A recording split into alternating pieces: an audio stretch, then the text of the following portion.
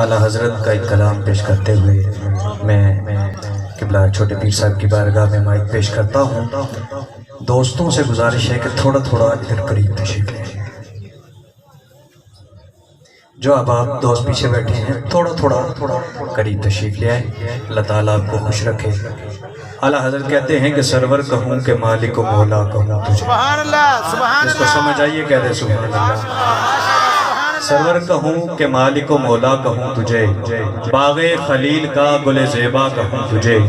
سرور کہوں کہ مالک و مولا کہوں تجھے، باغ خلیل کا گل زیبا کہوں تجھے۔ اور تیرے تو وصف عیب تنائی سے ہیں بری، حیران میرے شاہ کیا کیا کہوں تجھے۔ نصیر ملت نے کہا احمد کہوں کہ حامد و یکتا کہوں تجھے، مولا کہوں کہ بندہ مولا کہوں تجھے۔ احمد کہوں کہ حامد و یکتا کہوں تجھے، مولا کہوں کہ بندہ مولا کہوں تجھے۔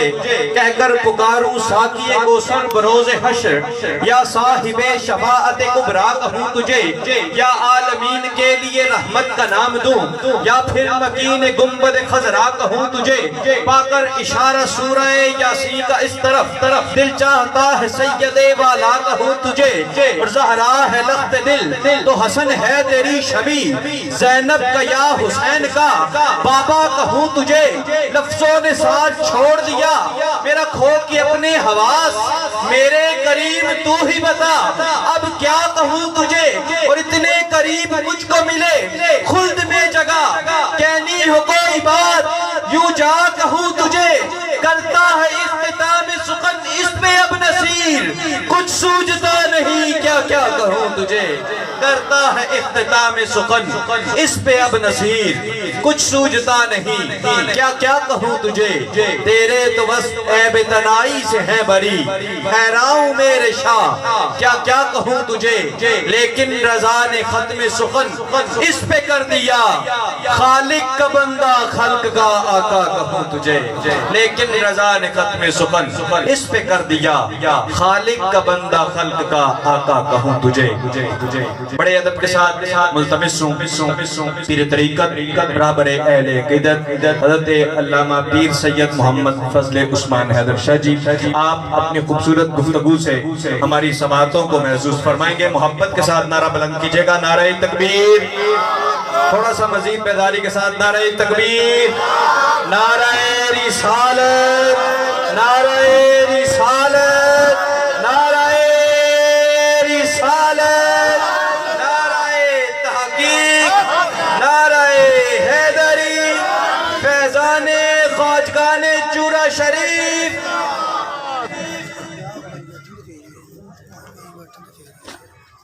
نحمدہ ونصلی ونسلم علی رسولہ الکریم، اما بعد فاعوذ باللہ من الشیطان الرجیم، بسم اللہ الرحمن الرحیم۔ الا ان اولیاء اللہ لا خوف علیہم ولا هم یحزنون، صدق اللہ العظیم وصدق رسولہ النبی الکریم الامین۔ ان اللہ وملائکتہ یصلون علی النبی یا ایہا الذین آمنوا صلوا علیہ وسلموا تسلیما۔ الصلاۃ والسلام علیک یا سیدی یا رسول اللہ، الصلاۃ والسلام علیک یا سیدی یا حبیب اللہ، الصلاۃ والسلام علیک یا رحمۃ للعالمین، الصلاۃ والسلام علیک یا خاتم النبیین۔ وہ محمد بھی احمد بھی محمود بھی، حسن مطلق کا شاہد بھی مشہود بھی، علم و حکمت میں وہ لا محدود بھی، ظاہراً امیوں میں اٹھایا گیا۔ اور سب سے پہلے مشیت کے انوار سے نقش نور محمد بنایا گیا، پھر اسی نقش سے مانگ کر کچھ روشنی بزم کون و مکان کو سجایا گیا۔ حاضرین محفل، یقیناً آپ کافی دیر سے قبلہ حضرت صاحب کی زیارت کے منتظر تھے، لیکن جیسا کہ آپ تمامی حضرات جانتے ہیں کہ رستے کی کچھ رکاوٹوں کی وجہ سے سفر کچھ طویل ہو گیا۔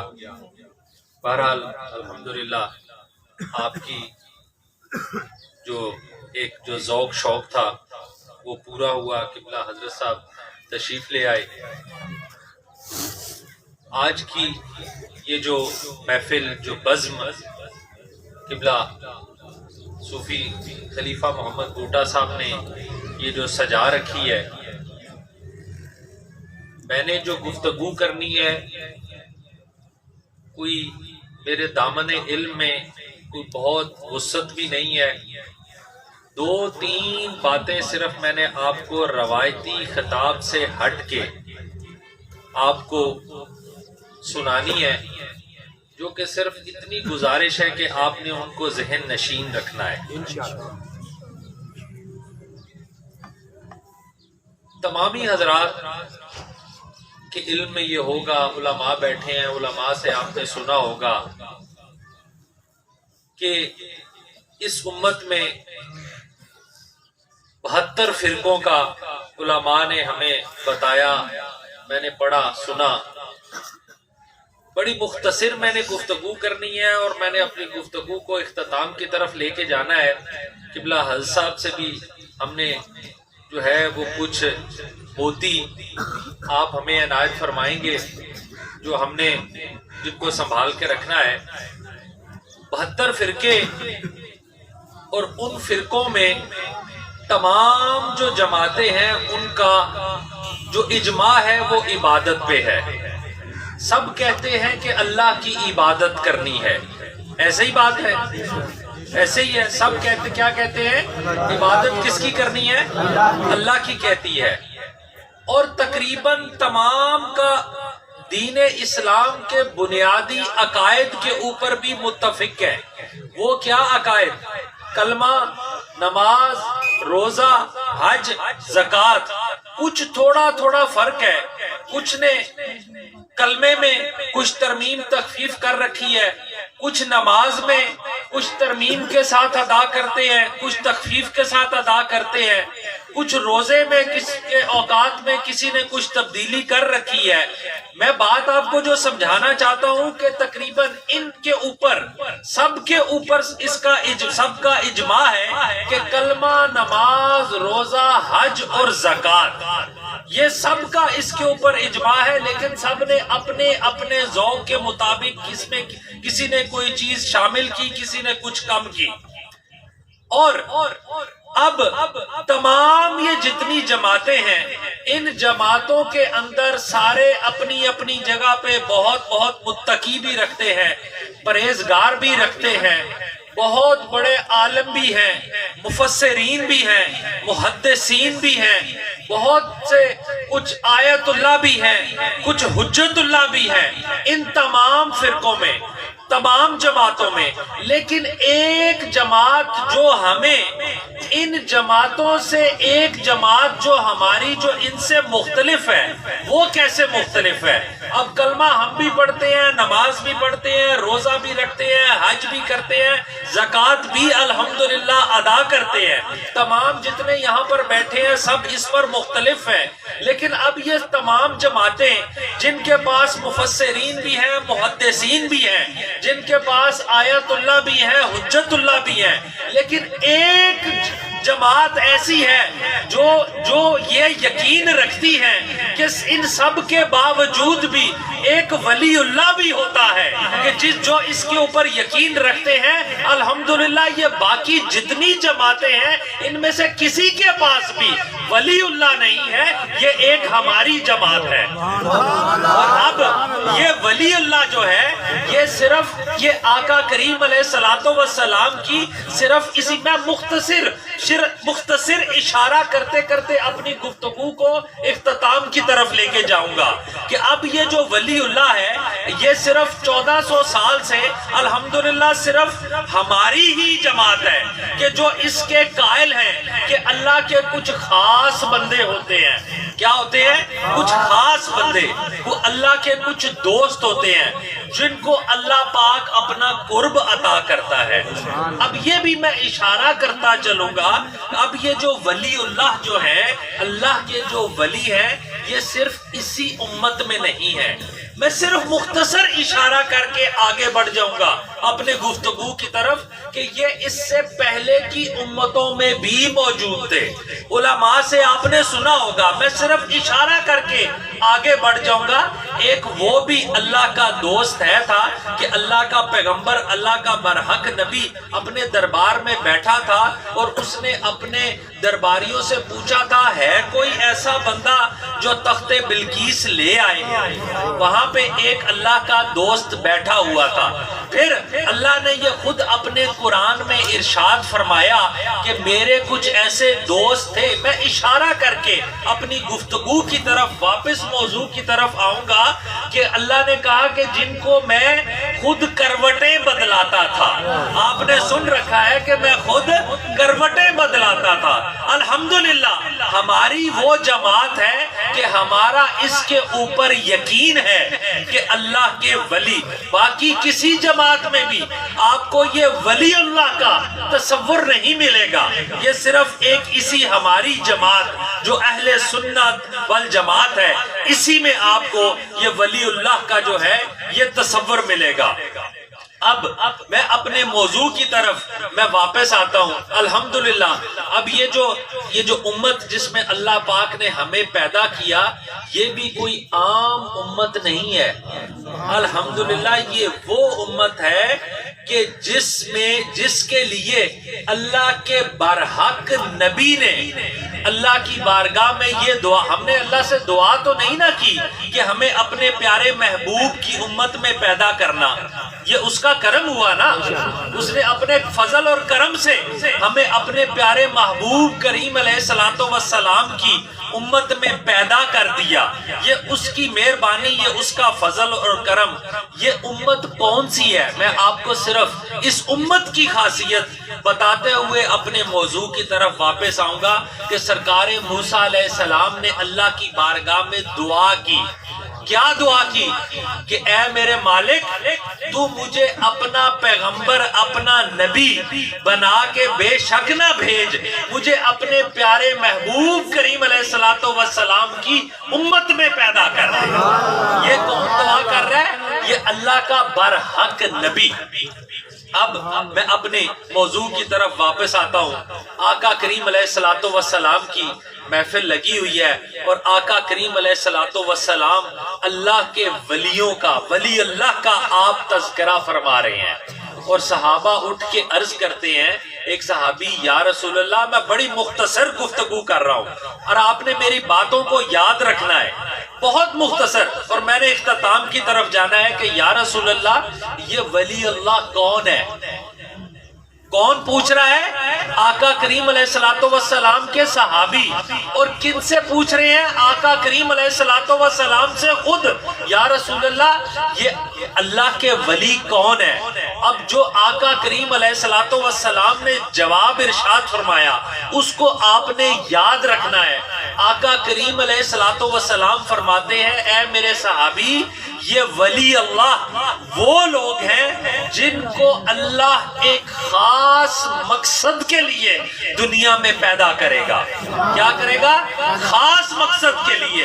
اب صحابہ آقا کریم علیہ الصلوۃ والسلام سے پوچھتے ہیں، یا رسول اللہ وہ ایسا خاص مقصد کون سا مقصد ہوگا؟ وہ کیسا مقصد ہوگا کہ جس کے لیے اللہ ان کو دنیا میں پیدا کرے گا؟ اب آقا کریم علیہ الصلوۃ والسلام نے آگے کیا ارشاد فرمایا؟ آقا کریم علیہ الصلوۃ والسلام ارشاد فرماتے ہیں، اللہ ان ولیوں کو، اپنے دوستوں کو دنیا میں اب اپنے لوگوں کی حاجات پوری کرنے کے لیے دنیا میں پیدا کرے گا. یہ آقا کریم علیہ الصلوۃ والسلام کی حدیث پاک میں آپ کو سنا رہا ہوں. اور آگے آقا کریم علیہ الصلوۃ والسلام نے کیا ارشاد فرمایا کہ وہ صرف اللہ کے بندوں کی حاجتیں پوری نہیں کریں گے. اللہ کے بندے، یہ حدیث پاک تواتر کے ساتھ ہے کہ اللہ کے بندے اپنی پریشانیاں لے کے ان اللہ کے دوستوں ولی اللہ کے پاس آیا کریں گے کہ ہمیں یہ پریشانی ہے، اور پھر یہ اللہ کے دوست اللہ کی بارگاہ میں ہاتھ اٹھا کے دعا کیا کریں گے، اور اللہ ان کی دعا سن کے ان اپنے بندوں کی پریشانیاں ٹال دیا کرے گا. یہ آقا کریم علیہ الصلوۃ والسلام کی حدیث پاک ہے. اور حدیث پاک کے آخر میں آقا کریم علیہ الصلوۃ والسلام نے جو ارشاد فرمایا کہ اللہ پاک اپنے ان خاص بندوں کی وجہ سے اپنے لوگوں، اپنے بندوں کے اوپر سے عذاب ٹال دیا کرے گا. ایک اور حدیث پاک جو حضرت حسن بصری جو کہ شاگرد کس کے ہیں؟ مولا علی مشکل کشا کے. کس کے؟ مولا علی مشکل کشا کے. آپ کیا ارشاد فرماتے ہیں کہ میں نے مولا علی مشکل کشا سے یہ خود سنا کہ مولا علی مشکل کشا نے یہ فرمایا کہ میں نے آقا کریم علیہ الصلوۃ والسلام کا یہ فرمان عالی شان خود اپنے کانوں سے سنا کہ آقا کریم علیہ الصلوۃ والسلام کا یہ فرمان کہ اللہ کے یہ جو خاص بندے دنیا میں، اللہ کے جو خاص بندے جو فقیر ہوں گے، ان سے تم اپنی راہ و رسم رکھنا. کس لیے راہ و رسم رکھنا؟ حدیث پاک میں جس کی روایت مولا علی مشکل کشا کر رہے ہیں اور نقل کون کر رہے ہیں؟ حضرت حسن بصری جو آپ کے شاگرد ہیں. آقا کریم علیہ الصلوۃ والسلام فرماتے ہیں کہ ان اللہ کے فقیروں سے میل جول رکھنا. کیوں رکھنا؟ اس لیے کہ دنیا میں اگر کوئی بندہ ان اللہ کے فقیروں کو ایک ٹکڑا روٹی، کتنی؟ ایک ٹکڑا روٹی اگر کھلا دے گا یا ایک گھونٹ پانی ان اللہ کے فقیروں کو پلا دے گا تو قیامت والے دن یہ اللہ کے فقیر، یہ دوست اس ایک ٹکڑا روٹی کے بدلے یا ایک گھونٹ پانی کے بدلے یہ قیامت والے دن اللہ کی بارگاہ سے اس بندے کے لیے اللہ کی بارگاہ سے شفاعت طلب کریں گے، اور اللہ ان اپنے بندوں کی، فقیروں کی التجا دعا سن کے اللہ اس بندے کی شفاعت کر دے گا. اب میں تھوڑا سا اس دور کی طرف واپس آتا ہوں. ولایت کی بھی بہت قسمیں ہیں. اجازت ہے حضرت صاحب نے عطا فرمائی کہ اس ولایت کی بہت ساری قسمیں ہیں، بہت قسموں کی ولایتیں ہیں. ولایت میں ولی، غوث، قطب، اوتاد، غوث اعظم، بہت ساری قسمیں ہیں. اب تصوف میں ولایت میں ایک مقام مجذوب کا بھی آتا ہے، جذب کا بھی آتا ہے. لیکن یہ جو آج کل ہمارے ارد گرد جو ہے نا مجذوب اس کو کہتے ہیں کہ جو اپنے حال سے بالکل بے خبر ہوتا ہے. مجذوب وہ نہیں ہوتا کہ جس کو اپنے ارد گرد کی بھی ساری خبر ہو تو وہ پھر بھی کہے کہ جی کہ میں بس، ہم کہیں کہ جی کہ یہ بڑے کسی درجے پہ نہیں. اب میں تھوڑا سا آپ کو ایک یہ بھی وضاحت کرتا جاؤں کہ مجذوب میں اور سالک میں فرق کیا ہے. آپ کو اس چیز کا بھی علم ہونا چاہیے. مجذوب میں اور سالک میں بڑا میں آسان کر کے آپ کو کوئی تصوف کی اصطلاح نہیں آپ کو بتاؤں گا جس کو آپ کو سمجھنا پڑے، بڑی آسان سے الفاظ میں کہ سالک میں اور مجذوب میں فرق کیا ہے. بڑے آسان طریقے سے میں آپ کو سمجھا دیتا ہوں کہ سالک اسے کہتے ہیں جو بلندی پہ چلا بھی جاتا ہے اور پھر واپس بھی آ جاتا ہے. یہ میں نے آپ کو بالکل آسان. سالک کون ہوتا ہے؟ جو بلندی کی طرف چلا بھی جاتا ہے اور واپس بھی آ جاتا ہے. لیکن مجذوب بلندی کی طرف چلا تو جاتا ہے لیکن پھر واپس نہیں آ سکتا. یہ میں نے آپ کو بالکل ایک آسان سی میں نے اصطلاح جو ہے وہ میں نے بتا دی. اب ایک دو باتیں صرف میں نے آپ کو اللہ کے ان بندوں کی سنا کے میں نے اپنی گفتگو کو ختم کرنا ہے. بمبئی شہر میں ایک اللہ کے نیک بندے یہی مجذوب تھے جن کے اوپر جذب کی حالت جو ہے وہ طاری تھی. حضرت عبد الرحمن شاہ بابا ان کا نام تھا. ممبئی میں آج بھی ان کا بہت مشہور و معروف دربار ہے. آپ بمبئی شہر کے اندر گھوما کرتے تھے اور ان کو اپنے حال کی کوئی خبر نہیں تھی, بس گھومتے تھے. ایک چھوٹا سا میں نے آپ کو بالکل ایک چھوٹا سا واقعہ سنا کے گفتگو کو میں نے ختم کرنا ہے. ایک دن وہ بمبئی کے شہر کے اندر, یہ ابھی ان کا وصال ہوا ہے, وہ بہت پرانی, میں آپ کو 200-300 سالہ تاریخ نہیں بتا رہا, یہ کچھ سال پہلے جو میں نے پڑھا ہے کہ 80-90 سال پہلے ان کا وصال ہوا ہے. میں آپ کو بہت پرانے بزرگوں کی طرف نہیں لے کے جا رہا, قریب ہی رکھ رہا ہوں. ان کا وہ بمبئی میں گھوما کرتے تھے, انگریز کا دور تھا وہ. تو آپ ایک دن بمبئی شہر میں گھوم رہے تھے, جو لوگ تو ان سے واقف تھے ان کو پتا تھا ایک انگریز اپنی بیوی کے ساتھ اس دن شہر میں ٹہلتا ہوا جا رہا تھا. اب ان جو بزرگ جو اللہ کے مجذوب بندے جن کو کوئی پتا نہیں تھا میرے دائیں کون چل رہا ہے بائیں کون چل رہا ہے, کوئی ان کو خبر نہیں تھی, وہ جا رہے تھے. اتفاق کیا ہوتا ہے کہ اس انگریز کی بیوی کے ساتھ ان کا کندھا ٹکرا جاتا ہے.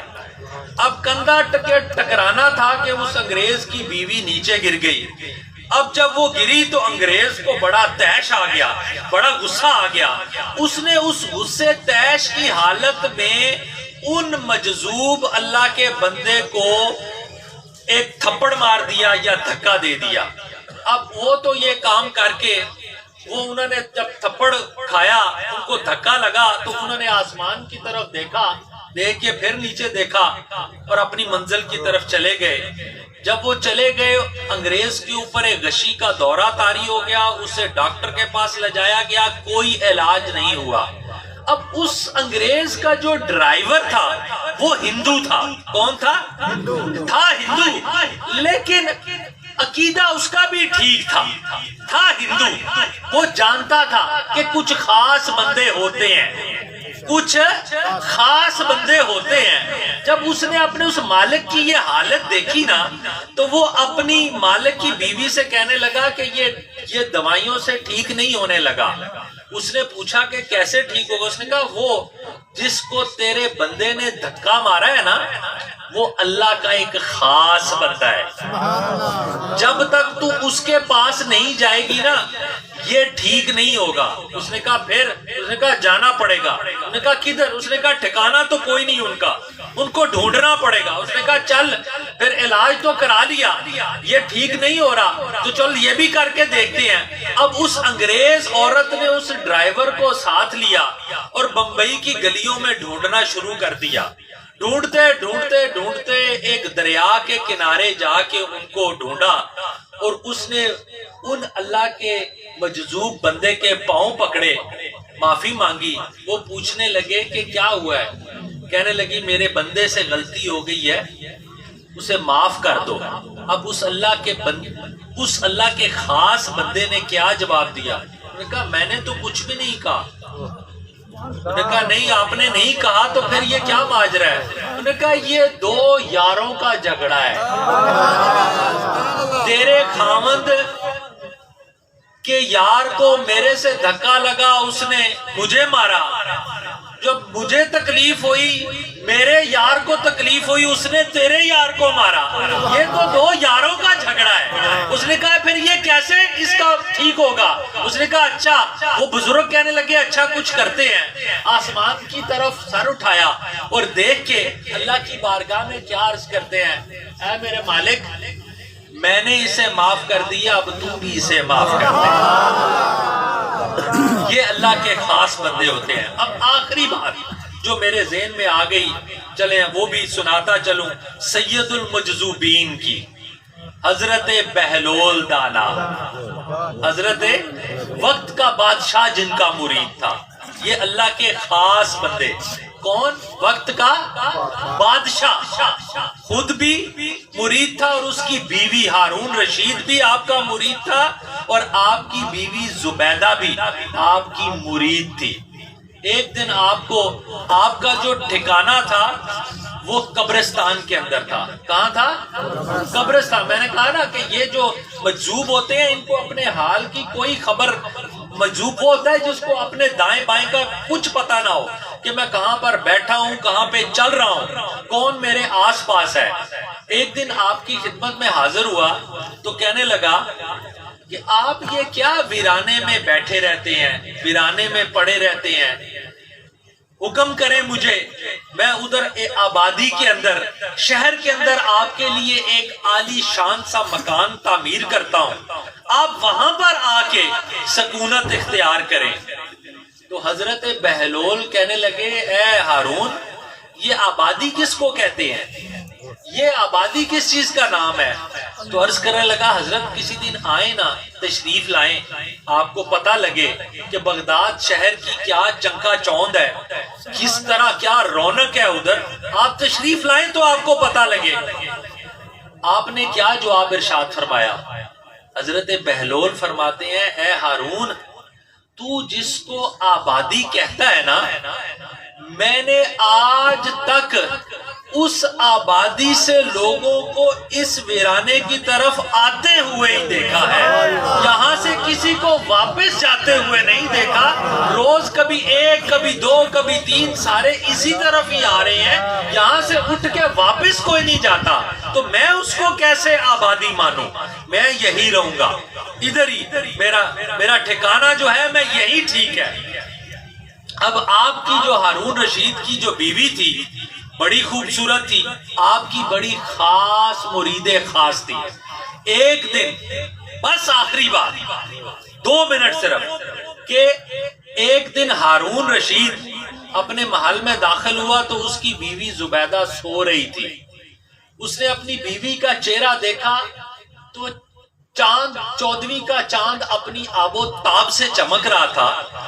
تھوڑی دیر بعد اس کی بیوی اٹھی تو کہنے لگا اے زبیدہ، میں ابھی دیکھ رہا تھا، کبھی چاند کو دیکھتا تھا، کبھی تیرے چہرے کی طرف دیکھتا تھا، تو میں یہ فرق نہیں کر پا رہا تھا کہ کیا یہ 14ویں کا چاند جو اپنی آب و تاب کے ساتھ چمک رہا تھا کیا وہ خوبصورت ہے یا تیرا چہرہ خوبصورت ہے. تو فرتے جذبات میں آ کے زبیدہ کے منہ سے نکل گیا نہیں، یقیناً میں ہی خوبصورت ہوں، چاند خوبصورت نہیں ہو سکتا. اب یہ بات سننی تھی تو بے دھیانی میں ہارون رشید کے منہ سے نکل گیا اچھا، اب اگر تیرا یہ خیال ہے کہ تو 14ویں کے چاند سے زیادہ خوبصورت ہے تو کل نماز عصر یا مغرب کے وقت تک تو مجھے نص قرآنی سے تو نے ثابت کر کے دینا ہے کہ تیرا چہرہ جو ہے وہ چاند سے زیادہ خوبصورت ہے. اب ساتھیوں میں مختصر اپنی گفتگو کو کر کے رات گزر گئی. زبیدہ نے پورے شہر کے مفسرین کو اکٹھے کیا، ان سے کہا مجھے قرآن سے کوئی اصطلاح، کوئی نص قرآن کی مجھے نکال کے دیں کہ جس سے یہ ثابت ہو جائے کہ میں چاند سے میرا چہرہ زیادہ خوبصورت ہے. ساتھیوں اگلے دن عصر کا وقت آنے کے قریب تھا یا مغرب کا وقت آنے کے قریب تھا. تمام بغداد کے شہر کے مفسرین آ کے ہارون رشید کے محل میں بیٹھے ہیں اور کوئی قرآن کی نص کسی کو مل نہیں رہی. اب جب وقت قریب آ گیا زبیدہ پریشان ہوئی، اس نے کہا میں کیا کروں؟ تو اس کی ایک لونڈی کہنے لگی یہ مرشد کس دن کام آئے گا، یہ پیر کس دن کام آئے گا، جس کی خدمت میں روز جا کے حاضریاں لگواتی ہو، یہ کس دن چلو اس کے پاس چلتے ہیں، آج اس سے چل کے پوچھتے ہیں نا کہ یہ جو نقطہ بغداد کے سارے مفسرین کو نہیں مل رہا یہ وہ کوئی نکال سکتا ہے، کوئی بتائے. مشکل وقت ہے، تو کہتی ہے کہ یہ مرشد مشکل وقت میں ہی کام آتا ہے، تو چل ذرا آج چل کے پوچھتے تو ہیں. اب زبیدہ بہلول دانا کے خدمت میں حاضر ہوتی ہے، سارا ماجرا عرض کرتی ہے، تو حضرت بہلول فرمانے لگے اچھا تو چل، میں بھی آ رہا ہوں، تیرے محل میں آتا ہوں۔ جا کے محل کی مسجد میں بیٹھ گئے اور فرمایا، حکم کیا کہ ہارون کو میرے پاس بھیجو۔ ہارون کو جب پتہ لگا تو وہ کہنے لگا اتنا مشکل پڑی ہوئی ہے، بیوی جو ہے وہ کل ابھی ٹائم قریب ہے، قرآن کی نص سے اگر ثابت نہ یہ ہو سکا کہ اس کا چہرہ چاند سے زیادہ خوبصورت ہے تو یہ میرے پہ حرام ہو جائے گی۔ وہ بڑی بیزارگی کے عالم میں بہلول دانا کی خدمت میں گیا۔ اب میں نے آپ کو یہ صرف آخری بات میں نے بتانی ہے کہ یہ اللہ کے لوگ، اللہ کے خاص لوگ، یہ کس طرح ہمارے کام آتے ہیں، اللہ نے ان کو کتنی فہم اور فراست عطا کی ہوتی ہے کہ یہ کس طرح اللہ کے نور سے دیکھتے ہوئے ہمارے مسئلوں، ہمارے پریشانیوں کو یہ حل کرتے ہیں۔ جو آقا کریم علیہ السلام نے جو اس طرف اشارہ فرمایا نا کہ اللہ کے بندے اپنی پریشانیاں لے کے ان کے پاس جایا کریں گے اور یہ اللہ کی بارگاہ سے دعا کر کے ان کی پریشانیوں کو ٹالا کریں گے۔ اب ہارون جو ہے وہ بہلول دانا کے پاس حاضر ہوا تو آپ پوچھنے لگے کیا مسئلہ ہے؟ اس نے کہا جی بس پریشان ہے۔ انہوں نے کہا اچھا، ایک قرآن کی آیت ہے، اس میں مجھے کچھ سمجھ نہیں لگ رہا کہ کیا یہ ٹھیک ہے، تم ذرا اس کی مجھے ترتیب ٹھیک کر دو۔ ہارون کہنے لگا حضور میری یہ کیا مجال؟ کہا نہیں، تو بھی مسلمان ہے، میں بھی مسلمان ہوں، غلطی لگ سکتی ہے، کسی کو بھی لگ سکتی ہے۔ تو ہارون عرض کرنے لگا ٹھیک ہے حضرت، جس طرح آپ کا حکم، میں اس قابل تو نہیں ہوں لیکن شاید آپ کے حکم کی تعمیل کرتے ہوئے۔ تو حضرت بہلول دانا نے قرآن کی آیت پڑھی، وَالتِّينِ وَالزَّيْتُونِ وَطُورِ سِينِينَ وَهَٰذَا الْبَلَدِ الْأَمِينِ لَقَدْ خَلَقْنَا الشَّمْسَ فِي أَحْسَنِ تَقْوِيمٍ۔ اب جب یہ آیت پڑھی تو اب ہارون کہنے لگا کہ نہیں حضرت یہ آیت ٹھیک نہیں ہے۔ انہوں نے کہا اچھا میں دوبارہ پڑھتا ہوں، دوبارہ سننا۔ انہوں نے کہا پھر آپ نے بہلول دانا نے دوبارہ پڑھی، وَالتِّينِ وَالزَّيْتُونِ وَطُورِ سِينِينَ وَهَٰذَا الْبَلَدِ الْأَمِينِ لَقَدْ خَلَقْنَا الْقَمَرَ فِي أَحْسَنِ تَقْوِيمٍ۔ تو پھر ہارون رشید کہنے لگا نہیں حضرت آیت اس طرح نہیں ہے۔ تو حضرت بہلول پوچھنے لگے پھر کس طرح ہے، اس کی ترتیب کیا ہے؟ تو کہنے لگا وَالتِّينِ وَالزَّيْتُونِ وَطُورِ سِينِينَ وَهَٰذَا الْبَلَدِ الْأَمِينِ لَقَدْ خَلَقْنَا الْإِنسَانَ فِي أَحْسَنِ تَقْوِيمٍ۔ جب آپ نے یہ سنا تو کہنے لگا پھر کیوں بیوی سے جھگڑا لگا کے بیٹھا ہے، جب اس نے فیصلہ کر دیا کہ میں نے انسان کو ہر چیز سے خوبصورت تخلیق کیا، پھر تو کیسے یہ کہتا ہے کہ جی کہ جو ہے نہیں چاند زیادہ خوبصورت ہے؟ تو ساتھیوں یہ اللہ پاک نے اپنے ان خاص بندوں کو ایک معرفت عطا کی ہوتی ہے اور یہ اللہ کے نور سے دیکھتے ہیں۔ اللہ کی بارگاہ میں یہ التجا ہے کہ ہمارا یہ نسبت جو ان اللہ کے خاص لوگوں سے ہم نے قائم کی ہے، اس کے اوپر اللہ پاک ہمیں استقامت عطا فرمائے اور تا قیام قیامت اللہ پاک ہماری اس نسبت کو قائم و دائم رکھے۔ وآخر الدعوانا الحمدللہ رب العالمین۔